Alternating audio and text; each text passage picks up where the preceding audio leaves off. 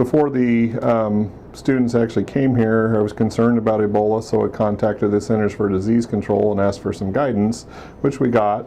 And they recommended screening the patients with history, which is what we've been doing. WIU performs these screenings on any student that moves here from an African country.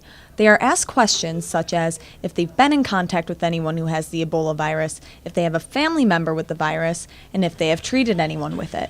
They then try to determine if the individual has risk factors and check the student for any symptoms.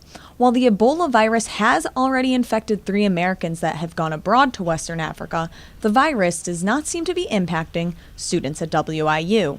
I'm honestly not very concerned about the Ebola virus. It's something to be worried about, but not something that's too threatening to where I am right now. But one way that it could impact them is if they travel abroad.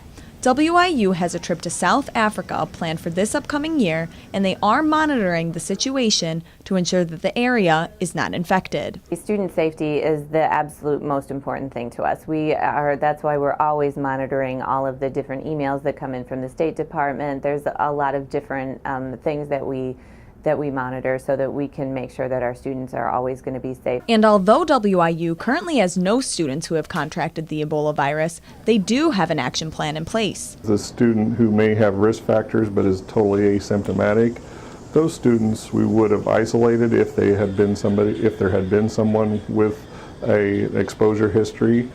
If you had somebody with an exposure history and symptoms, then those patients would have been admitted to the hospital. Luckily, we haven't had any of those patients.